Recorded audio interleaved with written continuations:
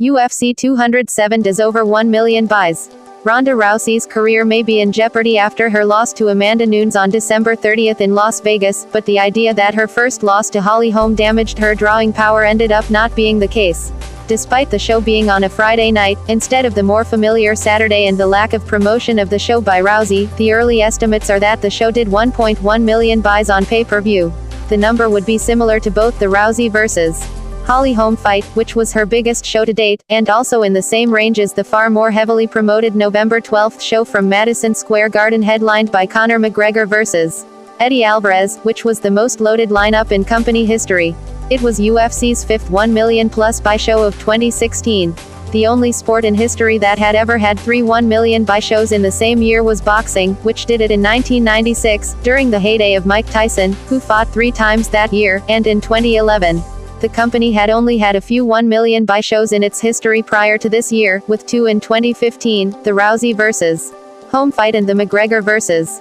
Jose Aldo fight. The other 3 1 million buy shows this year were UFC 196, the first McGregor vs. Nate Diaz fight, UFC 200, headlined by Miesha Tate vs. Nunes, but with real top-drawing fights on that show were Daniel Cormier vs. Anderson Silva and Brock Lesnar vs. Mark Hunt, and UFC 202, the second McGregor vs. Diaz fight, which was the most purchased UFC pay-per-view show to date. Nunes vs. Rousey had support from a Dominic Cruz vs. Cody Garbrandt men's bantamweight title fight, which saw a number of heated situations in the week leading to the fight. The number may have been slightly bigger, although probably not much, had the Cain Velasquez vs. Fabricio Werdum fight not fallen through due to the Velasquez injury, as the Velasquez fanbase is a largely different demo from the Rousey fanbase. The numbers indicate that if Rousey had promoted the fight, and it was held on a better night, the previous, Friday, Dec. 30 UFC show with Lesnar vs. Alistair Overeem did only 540,000 buys at a time when Lesnar's shows were all doing more than 800,000 buys, that the UFC 202 record could have been in jeopardy.